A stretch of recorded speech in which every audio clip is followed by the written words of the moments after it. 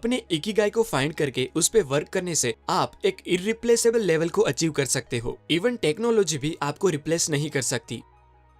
दोस्तों, जापान में एक आइलैंड है जिसका नाम है ओकिनावा, जहाँ पर रहने वाले लोग 100 साल से भी ज्यादा जीते हैं और वहाँ 80 से 90 साल की एज वाले लोग भी हर रोज खुशी खुशी उठ के अपना काम करते हैं और मरते दम तक रिटायर होने का नाम नहीं लेते। यानी कि पूरी दुनिया में सबसे लंबी, अच्छी और खुशहाल लाइफ जापान के ओकिनावा में रहने वाले लोग जीते हैं, क्योंकि वो लोग एक फॉर्मूला यूज करके अपनी लाइफ जीते हैं जिसका नाम है इकिगाई, यानी कि जीने की वजह। जापानीज लोग मानते हैं कि आप किसी न किसी खास मकसद के लिए ही इस दुनिया में आए होते हो और वो मकसद ही आपका इकिगाई होता है। अगर आप आपके इकिगाई यानी कि आपके मकसद के अलावा कोई भी काम करते हो तब आपको वो मजा नहीं आएगा। आप हमेशा स्ट्रेस में रहेंगे और आपका दिमाग हर वक्त आपके उस मकसद की तलाश में ही लगा रहेगा। लेकिन अच्छी बात यह है कि इस दुनिया में कहीं पर भी रहने वाला इंसान इस जापानीज फॉर्मूला का यूज करके अपने इकिगाई यानी कि अपने जीवन के मकसद को फाइंड कर सकता है। जब भी आप अपनी कॉलेज खत्म करके बाहर वर्क करने जाते हो तब आपको एक बहुत बड़ा डिसीजन लेना पड़ता है कि अब आप लाइफ में क्या करोगे। ये डिसीजन लेना बहुत इंपॉर्टेंट होता है क्योंकि आपकी लाइफ का सबसे ज्यादा टाइम आप काम करने में ही स्पेंड करते हो। इसीलिए कोई आपको कहेगा कि तुम्हें जो काम से खुशी मिलती हो वो करो, कोई कहेगा तुम जिस काम में अच्छे हो वो करो, कोई कहेगा वो काम कर जिसमें सबसे ज्यादा पैसे मिले, या फिर कोई ये कहेगा कि बेटा ऐसा काम कर जिसकी दुनिया को जरूरत हो। अब इसमें प्रॉब्लम ये है कि हर कोई हमें इस चार में से किसी एक ऑप्शन को ही चूज करने के लिए कहता है, जो एक गलत एडवाइस है। इकिगाई इन चारों पार्ट्स का कॉम्बिनेशन है और अगर इसमें से कोई एक पार्ट भी मिस हो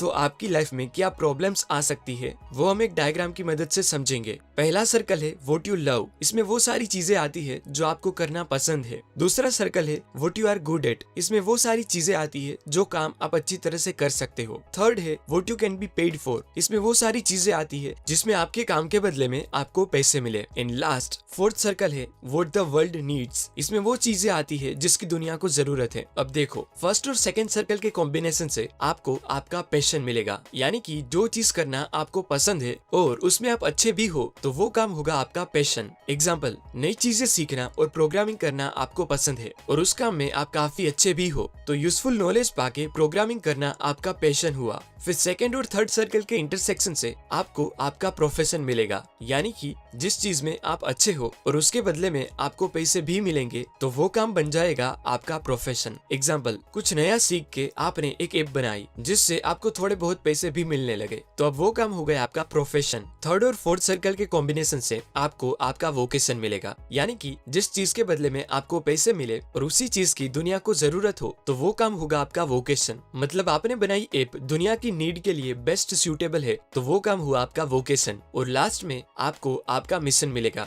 यानी कि जिस चीज की दुनिया को जरूरत हो और वो ही आपका फेवरेट वर्क हो तब वो वर्क करने का रीजन ही आपका मिशन बन जाएगा। एग्जाम्पल, जिस ऐप की दुनिया को जरूरत है उस पे ही वर्क करना आपको बहुत पसंद था तो आपकी पसंद और दुनिया की नीड बन गया आपका मिशन। प्रॉब्लम तब आती है जब लोग आपको सिर्फ आपका पैशन फाइंड करने के लिए कहते हैं, पर सिर्फ पैशन फाइंड करना काफी नहीं होता क्योंकि वो इकिगाई का सिर्फ एक पार्ट है। आपको ऐसा वर्क फाइंड करना चाहिए जो बाकी तीनों कंपोनेंट्स को भी सेटिस्फाई करे। एग्जाम्पल देके बताऊं तो समझो आपको ब्लॉग लिखना पसंद है, आपने बहुत मेहनत करके अपनी ब्लॉगिंग स्किल को इम्प्रूव किया और अब आप उसमें अच्छे बन गए हो और दुनिया को आपके ब्लॉग्स पढ़ के कुछ नया सीखने को मिलता है, यानी कि दुनिया को आपके काम की जरूरत है और वो आपको आपके काम के बदले में पैसे देती है। मतलब कि ब्लॉगिंग ये चारों कंपोनेंट्स को सेटिस्फाई करता है, यानी कि ब्लॉगिंग आपका इकिगाई है। आपका एम होना चाहिए ऐसी चीज को फाइंड करना जो पैशन, प्रोफेशन, वोकेशन और मिशन इन चारों कंपोनेंट्स को सेटिस्फाई करे और इस चारों कंपोनेंट्स के बीच में ही आपको आपका इकिगाई मिलेगा, यानी कि वो काम मिलेगा जिसे आप पसंद करो, जिसमें आप अच्छे भी हो, जिससे आपको पैसे मिले और उस काम की दुनिया को जरूरत भी हो। और जब ये चारों चीजें सेटिस्फाई होगी तभी आप एक लंबी और बिना स्ट्रेस वाली सफल जिंदगी जी पाएंगे। एग्जाम्पल देके बताऊं तो सचिन को क्रिकेट खेलना पसंद है, उसमें वो प्रैक्टिस करके अच्छे बने। क्रिकेट खेलने से उनको पैसे भी मिलते हैं और लोगों को उनकी बैटिंग बहुत पसंद है, यानी कि दुनिया को उनकी जरूरत है। सचिन के लिए क्रिकेट इन चारों कंपोनेंट्स को सेटिस्फाई करता है, मतलब क्रिकेट सचिन का इकिगाई है। आप जितने भी पॉपुलर पर्सनालिटीज को जानते हो उन्होंने अपने इकिगाई को फाइंड कर लिया होता है और उसकी वजह से ही वो इतने आगे होते हैं।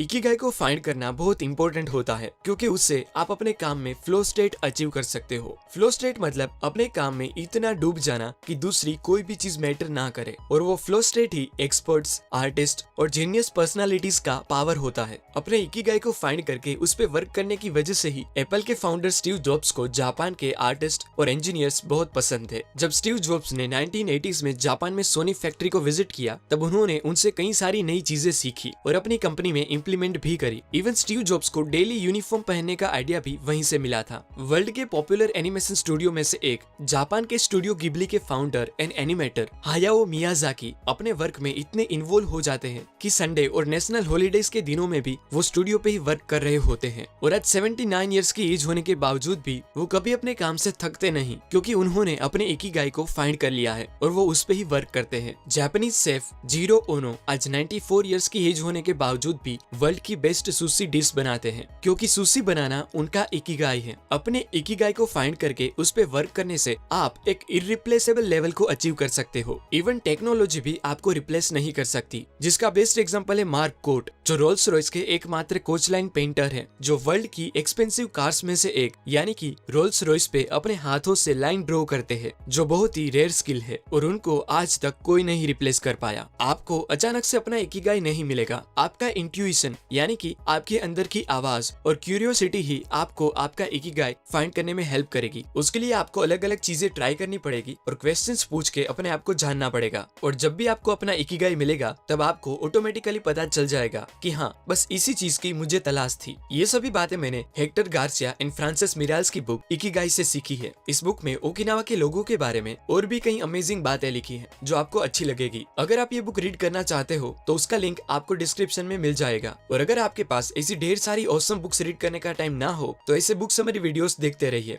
धन्यवाद।